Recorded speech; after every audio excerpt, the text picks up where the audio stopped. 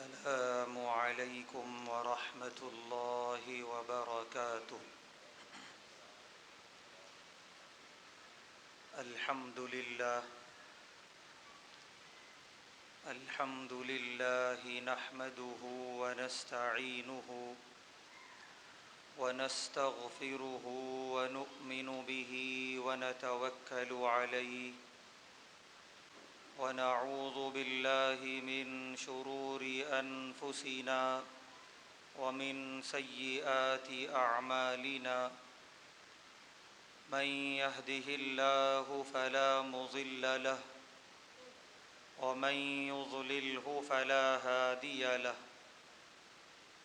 ونشهد أن لا إله إلا الله وحده لا شريك له. ونشهد أن سيدنا ونبينا وحبيبنا ومولانا محمدًا عبده ورسوله. أما بعد، قال الله تبارك وتعالى في القرآن الكريم: أعوذ بالله من الشيطان الرجيم. بسم الله الرحمن الرحيم. الطلاق مرتان فإمساكٌ بمعروف أو تسريح بإحسان. صدق الله العظيم. ہر طرح کی تعریف اور حمد و ثنا اللہ بزرگ و برتر کے لائق ہے، جس کا کوئی شریک نہیں، جس کا کوئی ساجی اور ہمسر نہیں، جو ہمیشہ سے ہے اور ہمیشہ رہے گا۔ لاکھوں درود و سلام نازل ہوں ہم سب کے پیارے آقا، پیارے حبیب احمد مجتبی محمد مصطفیٰ صلی اللہ علیہ وسلم پر، اور آپ کے تمام صحابہ اور اہل بیت پر۔ محترم حضرات، گزشتہ جمعہ نکاح کے اوپر اور ازدواجی زندگی کی اہمیت کے اوپر قرآن و حدیث کی روشنی میں کچھ باتیں عرض کی گئیں۔ آئیے آج نکاح کے بعد طلاق کے موضوع پر قرآن و حدیث کی روشنی میں کچھ باتیں کہی اور سنی جائیں، کیونکہ یہ مرض اتنی بھیانک شکل اختیار کر گیا مسلم معاشرے میں کہ بظاہر اب قاضیوں کے پاس یا قانون داں کے پاس اس مرض کا کوئی علاج نظر نہیں آ رہا، سوائے زندگی بھر کراہنے کے اور افسوس کرنے کے۔ لہذا ضرورت اس بات کی ہے، بلکہ ضروری معلوم ہوتا ہے کہ یہ ہے کیا طلاق، اور اسلام میں اس کی اجازت کیوں ہے اور کہاں تک ہے، اس کے متعلق جاننے کی کوشش کی جائے۔ آئیے سب سے پہلے ہم یہ دیکھیں کہ طلاق کو اسلام کس نظر سے دیکھتا ہے، کیونکہ یہ بات عام طور پہ غیروں کی زبان پر بھی ہے کہ اسلام میں طلاق دینا جائز ہے، جب شوہر چاہے بیوی کو طلاق دے دے۔ یہ تصور قائم کیا جاتا ہے جیسے اسلام کہہ رہا ہو کہ چھوڑو بیویوں کو، نعوذ باللہ۔ حالانکہ ایسا کوئی تصور اسلام میں نہیں ہے۔ اسلام طلاق کو بڑی نفرت کی نگاہ سے دیکھتا ہے۔ دو حدیث اس کے ضمن میں بیان کرتا ہوں۔ پہلی حدیث مسلم شریف کی روایت ہے، پیارے نبی صلی اللہ علیہ وسلم کا ارشاد ہے: ہر رات جب سورج غروب ہوتا ہے، سمندر پہ شیطان اپنا دربار لگاتا ہے۔ ابلیس جو شیطانوں کا سردار ہے، اس کا تخت لگتا ہے سمندر پہ، اور سارے کے سارے شیاطین درباری بن کر اس کے تخت کے سامنے یکجا ہوتے ہیں، جمع ہوتے ہیں۔ آگے فرماتے ہیں پیارے نبی صلی اللہ علیہ وسلم کہ اس کے بعد ابلیس شیاطین کی کارگزاریاں سنتا ہے کہ بتاؤ آج دن بھر تم نے کیا کیا گناہ کروائے بنی آدم سے، انسان سے، بالخصوص مسلمانوں سے۔ پیارے نبی صلی اللہ علیہ وسلم نے فرمایا کہ ہر شیطان اٹھتا ہے اور اپنی دن کی کارگزاری سناتا ہے۔ جو بھی گناہ کروایا ہوگا وہ سارے گناہ وہ سناتے ہیں شیاطین۔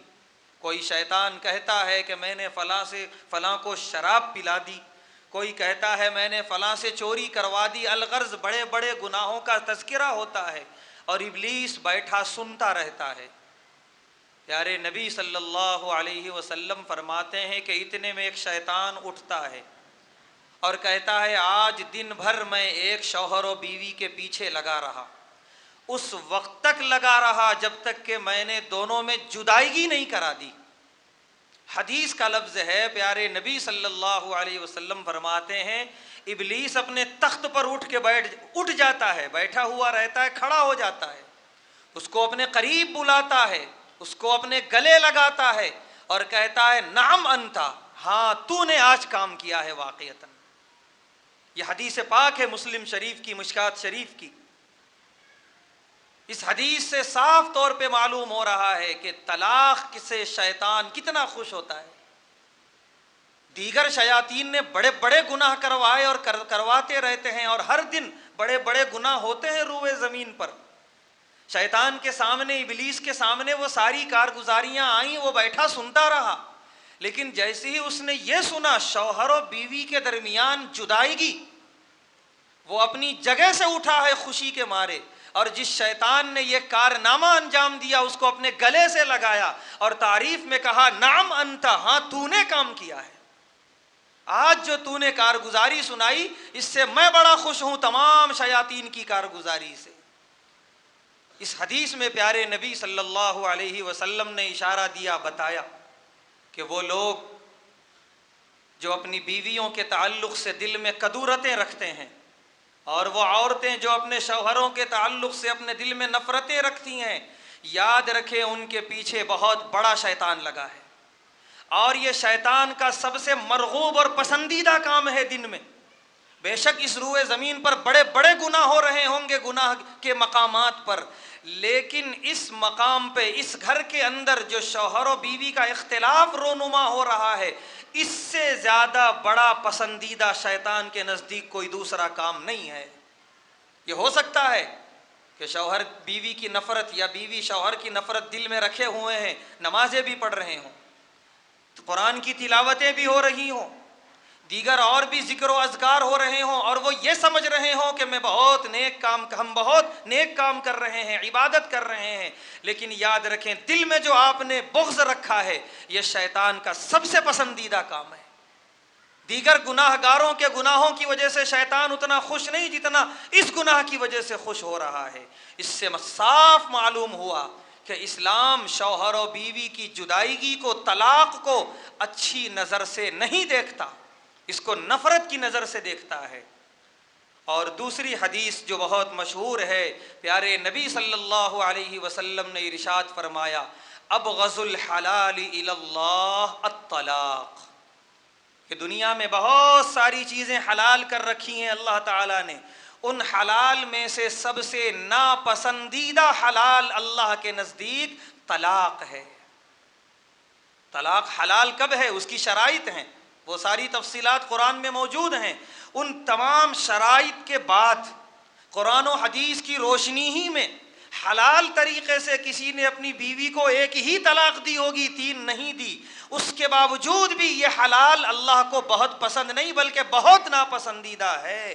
گھر کا ٹوٹنا، شوہر و بیوی میں علیحدگی اور جدائیگی ہونا، یہ اللہ تبارک و تعالیٰ کو جائز طریقے سے بھی پسند نہیں ہے کہ کاش یہ لوگ ملنے والا راستہ اختیار کر لیتے، کاش یہ لوگ صلح اور صفائی والا راستہ اختیار کیے ہوتے اور یہ علیحدگی والی نوبت نہیں آئی ہوتی تو کتنا بہتر ہوتا۔ اللہ تبارک و تعالیٰ اس حلال کو بھی ناپسند کرتے ہیں، باقی اور کوئی حلال ایسا نہیں ہے جو اللہ کے نزدیک ناپسندیدہ ہو۔ ان دو حدیث پاک سے صاف طور پہ سمجھ میں آیا کہ اللہ اور اس کے رسول صلی اللہ علیہ وسلم کی نگاہ میں طلاق اچھی چیز نہیں ہے، پسندیدہ چیز نہیں ہے، یہ قابل نفرت ہے، اور یہ اس لائق ہے کہ اس کی نوبت ہی نہ آنے دی جائے معاشرے کے اندر اور گھروں کے اندر۔ اب یہاں سوال ایک پیدا ہوتا ہے کہ جب طلاق ناپسندیدہ ہے تو شریعت نے اس کی اجازت کیوں دی؟ اسلام میں اس کی اجازت کیوں ہے؟ تو اس کے لیے ہمیں ایک نظر ڈالنی ہوگی اس معاشرے پر جس معاشرے میں اسلام آیا۔ پوری دنیا کا جو انسانی معاشرہ تھا، عورتوں کے سلسلے میں، عورتوں کے چھوڑنے اور رکھنے کے سلسلے میں دو حصوں میں بٹا ہوا تھا۔ ایک معاشرہ عرب کا تھا اور ایک معاشرہ عجم کا تھا۔ عجم میں ہمارا ملک بھی داخل تھا اور آج بھی داخل ہے، دیگر فارس و روم اور دیگر اور بھی ممالک تھے بڑے بڑے۔ ان کا تصور یہ تھا، ان کا مذہب اور ان کی تہذیب یہ کہتی تھی کہ ایک عورت کا نام کسی شوہر کی طرف جب منسوب ہو گیا، اب وہ زندگی بھر کے لیے ہے، وہ کبھی جدائیگی نہیں ہو سکتی دونوں میں، چاہے کتنے بھی اختلافات ہو جائیں، چاہے ایک دوسرے پہ جان لیوا حملے ہو جائیں، چاہے مظالم کی انتہا ہو جائے، کچھ بھی ہو، لیکن طلاق نہیں، جدائیگی نہیں۔ نتیجہ یہ ہوتا تھا خودکشیاں ہوتی تھیں۔ جہاں بیوی کی طرف سے ظلم ہو شوہر پر، شوہر خودکشیاں کرتے تھے کیونکہ ان کے پاس کوئی دوسرا راستہ موجود نہیں ہوتا تھا۔ جہاں شوہروں کی طرف سے بیویوں پر ظلم ہوتا تھا، بیویاں خودکشی کرتی تھیں کیونکہ ان کے لیے سسرال کا بھی دروازہ بند، اپنا بھی دروازہ بند، اپنے گھر کا، جس گھر سے وہ آئی ہیں ایک ہی راستہ کھلا ہوتا تھا، موت کا، اور بہت ہی کڑھن کے ساتھ زندگیاں گزارتی تھیں عورت۔ ایک معاشرہ یہ تھا کہ جس میں جدائیگی کا تصور بھی نہیں۔ ایک معاشرہ عرب کا تھا کہ جہاں طلاق کا تصور تھا کہ اگر کسی بیوی کی کسی حرکت پہ ناراض ہو جائے شوہر تو اسے طلاق دے دے۔ نتیجہ یہ ہوتا تھا کہ وہ ہر روز طلاقیں دیتے تھے۔ ایک ایک شوہر اپنی بیوی کو 100 طلاقیں دیا ہوا ہوتا تھا، پھر بیوی بنا کے اسے واپس رکھ لیتا تھا۔ یعنی اپنی ایک جاگیرداری چلتی تھی بیویوں کے اوپر، جب چاہا ناراض ہوا طلاق دیا، گھر سے باہر ڈھکیل دیا، پھر اس کے کچھ دنوں کے بعد گیا، پھر واپس لے کے آیا، پھر بیوی کی حیثیت سے رکھنے لگا۔ پھر جب کسی دن اس کا دماغ خراب ہوا، کچھ غصہ ہوا، پھر طلاق دیا، گھر سے باہر بھگایا، پھر جب جی چاہا واپس لایا اور رکھ لیا، کیونکہ مطلقہ عورتوں سے کوئی دوسرا نکاح کر بھی نہیں سکتا تھا، تصور بھی نہیں تھا، لہذا وہ بیویاں بھی مجبور ہوتی تھیں، وہ پہلے شوہر کے لے جانے پر پھر چلی جایا کرتی تھیں نہ چاہ کر بھی۔ چنانچہ حضرت عبداللہ ابن عباس رضی اللہ تعالیٰ عنہ کے پاس ایک شخص آیا، کہنے لگا میں اپنی بیوی کو 100 طلاق دے چکا ہوں۔ حضرت عبداللہ ابن عباس رضی اللہ تعالیٰ عنہ ناراض ہوئے اور فرمایا کہ 3 طلاق تو واقع ہوئی، باقی 97 طلاق کے ساتھ تو نے کھلواڑ کیا قرآن و حدیث کا۔ اندازہ لگائیے قرآن و حدیث کے آنے کے بعد ابھی یہ حرکتیں ہو رہی تھیں، تو قرآن حدیث کے آنے سے پہلے جو بالکل جہالت پر مبنی تھا معاشرہ، اس وقت کیا عالم رہا ہوگا۔ تو ایک طرف ایسا ہے کہ ہر روز طلاق دو اور ہر روز واپس گھر میں لے کر آؤ، اور ایک طرف معاشرہ عجم کا یہ تھا کہ طلاق کا تصور بھی نہیں، دونوں طرف عورت پر ظلم تھا۔ صلاۃ و سلام ہو جناب رسول اکرم صلی اللہ علیہ وآلہ وسلم پر کہ آپ نے عظیم احسان کیا عورت ذات پر کہ آپ نے درمیانی راستہ نکالا کہ جس میں دونوں طرف کے ظلم کا خاتمہ ہو اور ایک انصاف کی راہ نکلے عورت کے لیے۔ چنانچہ پیارے حبیب علیہ الصلاۃ والسلام جو شریعت مطہرہ لے کر آئے، اس میں اللہ نے یہ بات نازل فرمائی کہ ایسا بھی نہیں ہے کہ عورت پر کتنا بھی ظلم ہو اسی گھر میں رہنا ہے، چاہے وہ کڑ کڑ کے مر جائے لیکن اس کو کوئی راستہ نہ فراہم کیا جائے جدائیگی کا، ایسا بھی نہیں ہے، یہ بھی خلاف فطرت ہے۔ اور ایسا بھی نہیں کہ گھر کی نوکرانی سے بھی زیادہ بری بنا دو اپنی بیوی کو، جب چاہو ڈھکیل دو اور جب چاہو واپس لے آؤ، بلکہ نوکرانیوں کو بھی بار بار بھگایا جائے تو وہ واپس نہ آئیں، اس سے بھی بدتر تم نے بنا دیا بیویوں کو۔ یہ بھی نہیں، یہ بھی طریقہ غلط۔ طریقہ یہ ہوگا کہ عورت کو اختیار دیا جائے گا، عورت کو جدائیگی کا اختیار دیا جائے گا اور شوہر سے طلاق دلوائی جائے گی۔ اگر شوہر طلاق دینے پر راضی ہے نہیں تو پھر خلا دلایا جائے گا۔ خلا کا راستہ عورت کے لیے پورے طور پہ اسلام نے کھلا رکھا، اور شوہر سے اگر طلاق دلوائی جا رہی ہے تو پھر اسلام نے کہا ایسا نہیں 100 اور 1000 طلاقیں دے دو، بلکہ 2 مرتبہ طلاق دینا ہے، تیسری مرتبہ کے بعد ختم۔ یہ گھر کی نوکرانی نہیں ہے، طلاق دیے بھگائے پھر واپس لائے، پھر بھگائے پھر واپس لائے۔ یہ بھی ایک انسان ہے، اس کے پاس بھی عزت نفس ہے، اس کے سینے میں بھی دھڑکتا ہوا دل ہے، اس کا بھی ایک مقام ہے، تمہاری طرح وہ بھی انسان ہے کہ گھر کی نوکرانی یا اس سے بھی گئی گزری کوئی مخلوق نہیں ہے، نعوذ باللہ۔ بس 2 مرتبہ واپس لانے کا حق ملے گا تمہیں، 1 مرتبہ طلاق دینے کے بعد، دوسری مرتبہ طلاق دینے کے بعد، یا دونوں طلاق 1 مرتبہ دے دی ہو تو بھی عدت کے دوران جب تک وہ عدت میں ہے 3 مہینے کی، اس سے رجوع کر لو، بغیر نیا نکاح کیے ہوئے اسی طرح رجوع کر لیا جائے، زبانی رجوع ہو جائے گا۔ اور اگر عدت گزر بھی گئی کوئی بات نہیں، وہ اپنے گھر چلی گئی، نکاح ختم ہو گیا، لیکن 1 یا 2 طلاق دی تھی تم نے صرف، لہذا اگر تم پھر سے اسے واپس لانا چاہتے ہو دروازہ کھلا ہے، نیا نکاح کر لو، نیا نکاح نئے مہر کے ساتھ، اور اسے اپنے گھر لے آؤ اور پھر سے اچھی اور ہنسی خوشی زندگی گزارنی شروع کر دو۔ 1 اور اگر تم نے طلاق دے دی، تیسری طلاق، تو قرآن کہہ رہا ہے فَإِن طَلَّقَهَا فَلَا تَحِلُّ لَهُ مِن بَعْدُ، اب اگر تم نے طلاق دے دی تو اب وہ بیوی تم پر ہمیشہ کے لیے حرام ہو گئی۔ اب یہاں پر دیکھیے اسلام نے بالکل درمیانی راستہ نکالا ہے، نہ یہ کہ جتنی چاہے طلاقیں دیتے رہو، نہ یہ کہ بالکل بھی عورت کو چھٹکارا اور آزادی پانے کا حق ہی نہیں ہے، یہ بھی نہیں، درمیانی راستہ نکالا کہ طلاق دینا ہے، چھٹکارے کا حق ہے اسے بھی، اور وہ بھی ایک محدود مقدار میں، صرف 3 طلاق بس، اس میں بھی 2 طلاق کے بعد ہی تمہیں رجوع کرنے کا حق ہے، تیسری طلاق کے بعد رجوع کا کوئی حق نہیں ہوگا۔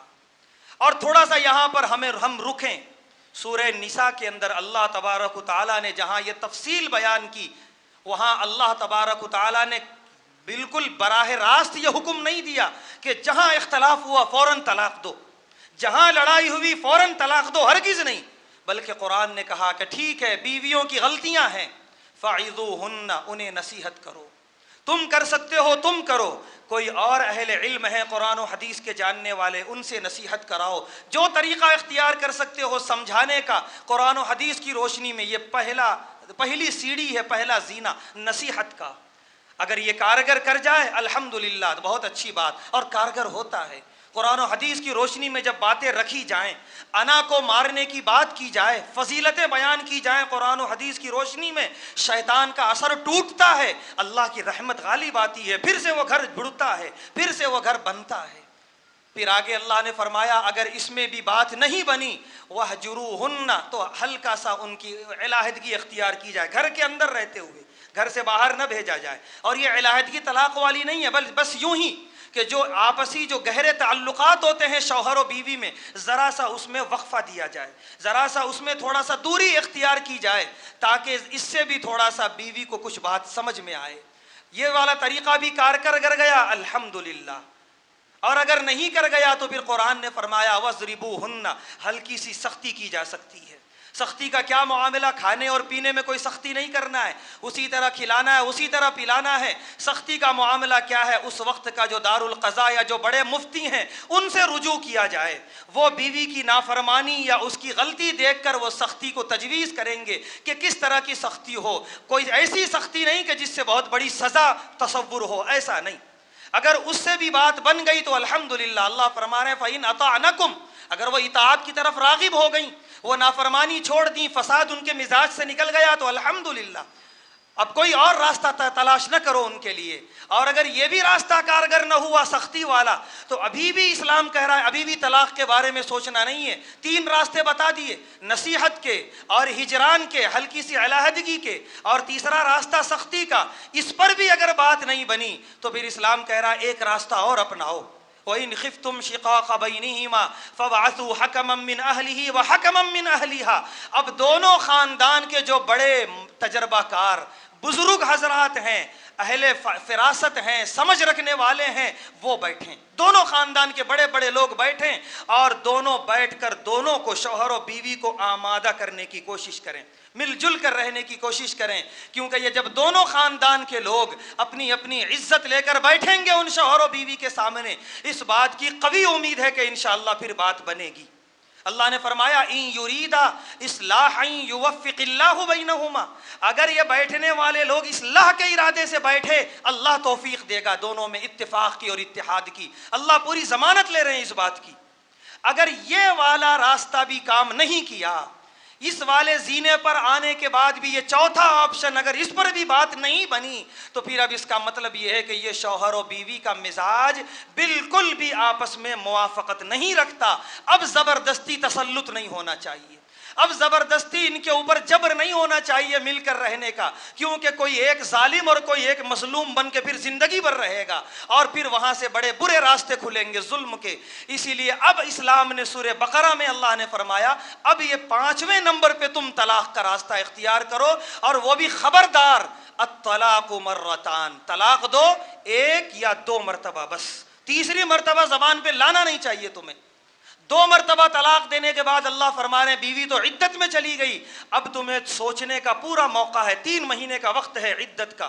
فَإِمْسَاكُمْ بِمَعْرُوفٍ، اگر تمہیں پچھتاوا ہوا یا تم دونوں کو کچھ سمجھ میں آیا کہ نہیں ہماری علیحدگی میں ہمارے بچوں کا مستقبل تباہ ہے، دونوں گھروں کا ٹوٹ جانا دنیا اور آخرت کی تباہی ہے، کسی بھی راستے سے پچھتاوا ہوا، پھر دونوں ایک ساتھ مل جاؤ۔ شوہر سے اللہ کہہ رہے ہیں امساکم بالمعروف، بھلے طریقے سے روک لو، رجوع کر لو، اور پھر جیسی زندگی گزر رہی تھی اس سے بہتر انداز میں ہنسی خوشی گزار لو۔ لیکن یہ 3 مہینہ گزرتا جا رہا ہے، دونوں کے غور و فکر کرنے کے باوجود بھی، استخارے کے باوجود بھی کچھ بھی سمجھ میں نہیں آ رہا۔ اللہ فرما رہے کوئی بات نہیں، او تسریح باحسان، اچھے طریقے سے رخصت کر دو۔ رخصت کرنے کا جو طریقہ بتایا پیارے نبی صلی اللہ علیہ وسلم نے کہ کم سے کم ایک جوڑا شوہر لا کر اپنی بیوی کو بوقت رخصتی دے دے کہ بھائی یہ جدائیگی اس لیے ہوئی کہ ہمارا اور تمہارا مزاج میل نہیں کھا رہا تھا، ورنہ تم سے کوئی ذاتی دشمنی نہیں ہے۔ اس طرح دلوں کو صاف کر کے ایک دوسرے سے جدا ہو جاؤ، علیحدہ ہو جاؤ، یہ اسلام کہہ رہا ہے۔ اور وہ بھی صرف 2 طلاق دینے کے بعد، تیسری کی بات ہی نہیں کہی۔ تیسری کے بعد تو اللہ نے فرمایا اگر تیسری نے دے دیا فلا تحل له، تو اب تو حلال ہی نہیں ہے، اب ختم قصہ۔ لہذا یہ سارے رجوع کرنے کے یہ جو اختیارات ہیں یہ صرف 2 طلاق کے بعد، 1 طلاق دیا ہو یا 2 طلاق دیا ہو تب تو اگر رکھنا چاہو تو رکھ لو، رخصت کرنا چاہو تو بھلے انداز میں رخصت کر لو، اللہ کی طرف سے اور اسلام کی طرف سے پوری اجازت ہے۔ رخصت کر دینے کے بعد بھی زندگی میں کبھی بھی مہینے 2 مہینے، سال 2 سال 5 سال 10 سال کے بعد بھی اگر پھر سے وہ رجوع ہونا چاہتے ہیں، کیونکہ ان کے بچے اپنے ہی بچے ہیں، اب جب بچے بڑے ہوئے اب انہیں پچھتاوا ہوا کہ کاش ہم مل کے رہے ہوتے، یہ کیا بچوں کی زندگی آدھی ادھر اور آدھی ادھر ہو گئی۔ اگر اب بھی پچھتاوا ہوا دروازہ کھلا ہوا ہے، تم نے صرف 2 طلاق دی تھی، 3 نہیں دی تھی، آؤ پھر سے نکاح کر لو، پھر سے دونوں نکاح کر لیں اور پھر سے مل جل کے رہنے لگیں، بچوں کو پھر ماں باپ مہیا ہو گئے، میسر ہو گئے۔ یہ سارے طریقے اسلام میں اللہ نے بتائے ہیں۔ ہم سے جو 2 غلطی ہو رہی ہے جس کی وجہ سے پورا مسلم معاشرہ تباہ ہے، پہلی غلطی یہ ہے کہ جو اللہ نے سیڑھیاں دی ہیں، زینے بتائے تھے، نصیحت کرو، پھر اس کے بعد جو ہے جو اور بھی طریقے اللہ نے بتائے تھے ان کو اختیار کرو، تاکہ کسی طریقے سے شیطان کا زور ٹوٹے اور پھر اللہ کی رحمت کے ذریعے تم جڑ جاؤ۔ ان تمام طریقوں میں سے نہ کوئی اپناتا ہے نہ کوئی جانتا ہے، اللہ معاف کرے۔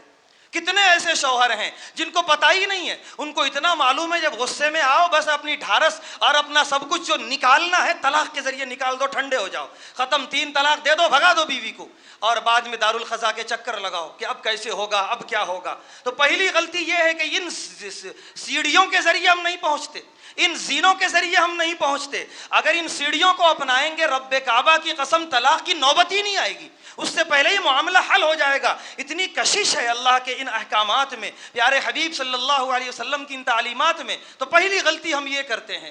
دوسری غلطی یہ کرتے ہیں کہ سیدھے پہنچے ہیں طلاق پہ، تو چل بھائی تو بہت غصے میں تھا، طلاق دیا بھی، 1 دیا ہوتا چپ ہو گیا ہوتا، 2 مرتبہ بولا ہوتا خاموش ہو گیا ہوتا، 3 مرتبہ بولے بغیر رکتے نہیں ہیں۔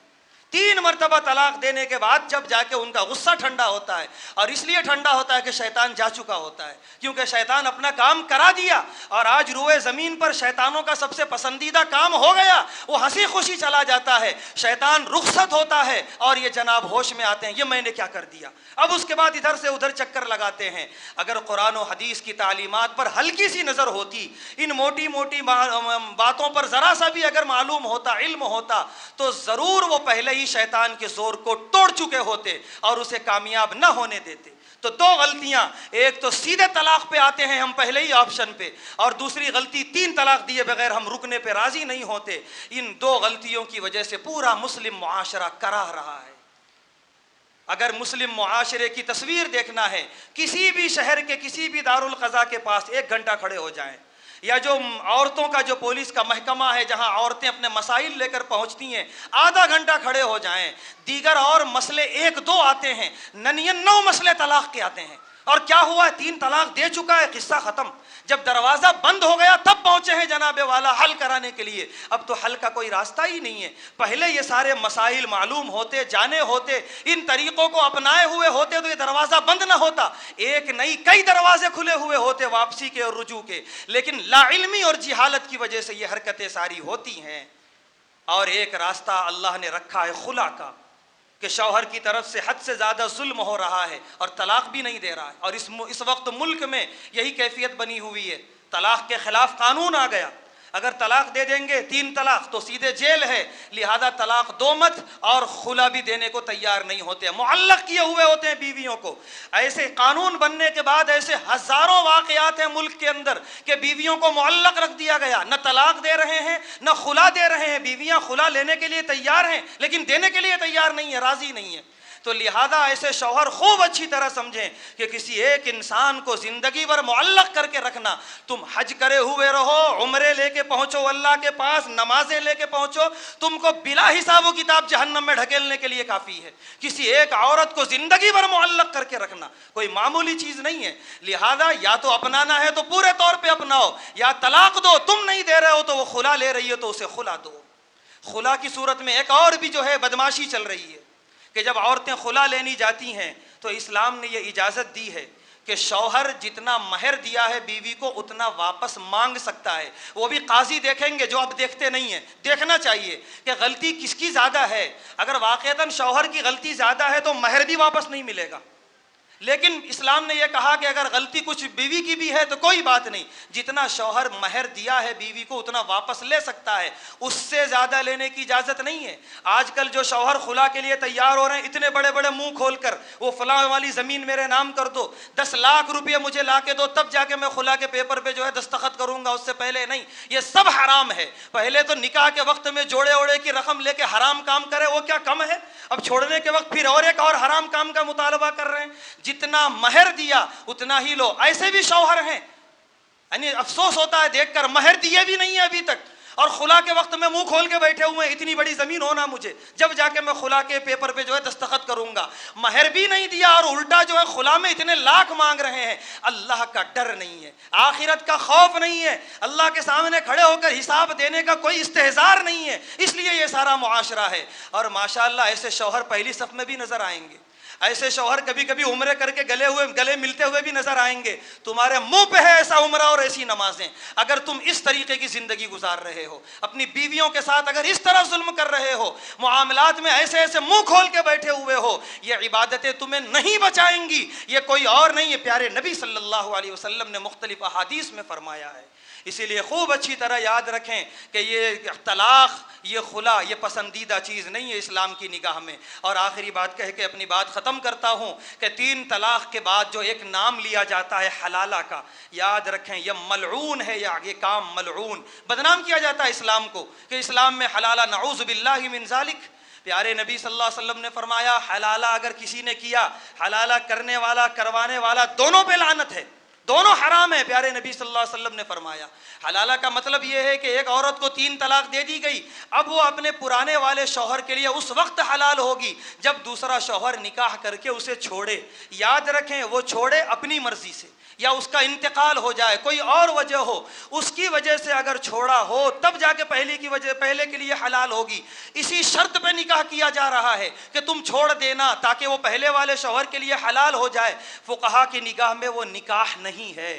نکاح میں جہاں مدت کی شرط لگی، اتنے دنوں کے لیے نکاح، اتنی مدت کے لیے نکاح، یا دوبارہ چھوڑنے کے لیے نکاح، وہ نکاح نہیں ہے، نعوذ باللہ، اللہ معاف کرے، وہ حرام ہے، وہ بدکاری ہے۔ اسی لیے حلالہ کی کوئی گنجائش نہیں ہے اسلام میں، اس کی امید بھی نہیں رکھنا۔ اگر کسی شوہر نے 3 طلاق دے دی اپنی بیوی کو، قصہ ختم۔ اب آخرت میں اللہ کے سامنے کھڑے ہو کر حساب و کتاب ہوگا، سیدھا وہاں کی تیاری کرنا، یہاں کے بارے میں سوچنا بھی نہیں، حلالہ وغیرہ کے بارے میں۔ اگر سوچ رہا ہے تو حرام پر ایک اور حرام کے بارے میں سوچ رہا ہے، جو اسے اور زیادہ جلدی جہنم میں پہنچائے گا، اور نچلے گڑھے میں پھینکا جائے گا جہنم کے۔ لہذا یہ وضاحت بھی ضروری تھی۔ تو پوری گفتگو کا خلاصہ یہی ہے کہ نکاح ہوتا ہے مل جل کر رہنے کے لیے، لیکن اگر کہیں ظلم ہو اور بارہا سمجھانے اور طریقے اختیار کرنے کے بعد بھی ظلم ختم نہ ہو تو طلاق یا خلا کا راستہ اختیار کیا جائے، اور طلاق کے لیے بھی وہ سارے آپشنز ہیں اسے استعمال کیا جائے، پھر 5ویں نمبر پہ طلاق پہ آیا جائے، اور طلاق میں بھی 1 یا 2 طلاق دے کر بات ختم کر دی جائے،